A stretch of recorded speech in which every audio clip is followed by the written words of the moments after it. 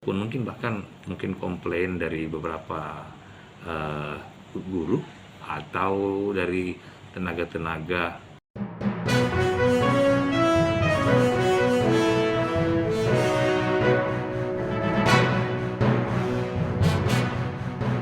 ya. Untuk tahun ini pemerintah pusat memang tidak menganggarkan atau tidak mengalokasikan penerimaan CPNS itu untuk formasi guru. Formasi guru lebih banyak diarahkan untuk mengisi P3K yang memang selama ini kita membutuhkan sebuah kebutuhan yang banyak. Oleh karenanya pemerintah pusat melalui program 1 juta guru itu mempersiapkan formasi-formasi itu melalui jalur P3K. Kalaupun ada keinginan ataupun bahkan komplain dari beberapa guru atau dari tenaga-tenaga lulusan alumni dari pendidikan guru itu.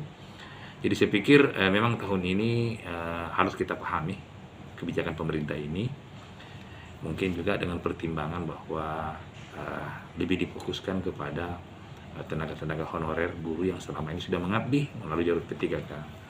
Sedangkan untuk fresh graduate itu ya mungkin karena usia masih muda, masih panjang, sehingga masih dimungkinkan untuk tahun-tahun depan masih bisa masuk menjadi ASN, apakah itu PNS atau P3K.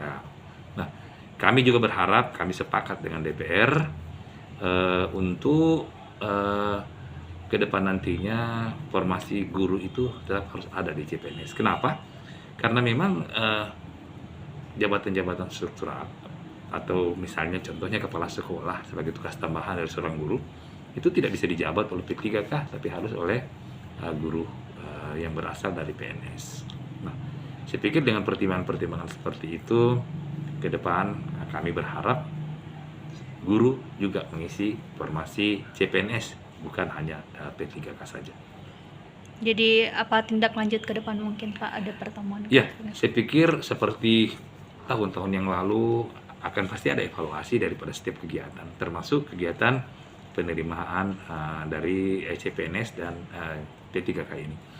Nah, mungkin setelah proses ini berjalan dengan baik misalnya dan selesai, tentunya kita akan mengevaluasi terkait dengan kebutuhan kembali lagi formasi. Ya.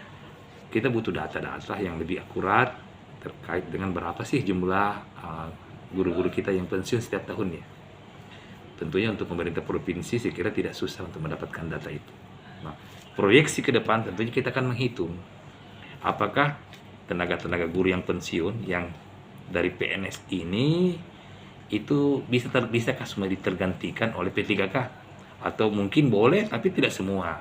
Nah, formasi-formasi seperti inilah yang akan nanti kita usulkan kembali, bahwa ada yang memang harus tetap diisi oleh PNS, ada yang memang sudah boleh kita alihkan sepenuhnya kepada penerimaan melalui jalur P3K.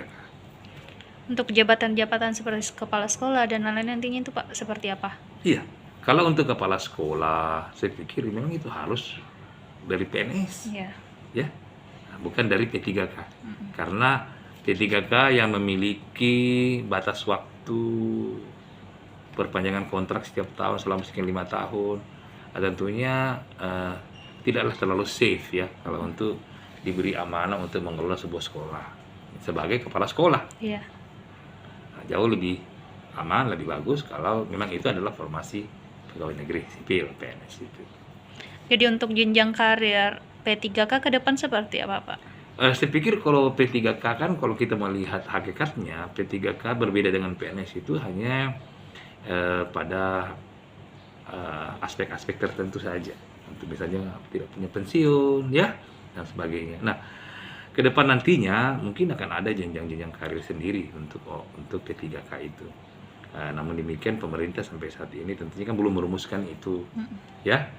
Nah, sekarang ini P3K betul-betul hanya diperuntukkan bagaimana mengisi kekosongan yang memang sangat-sangat dibutuhkan, khususnya pada posisi-posisi sekolah yang berada di daerah-daerah 3T ya, terluar, terjauh, terisolir gitu.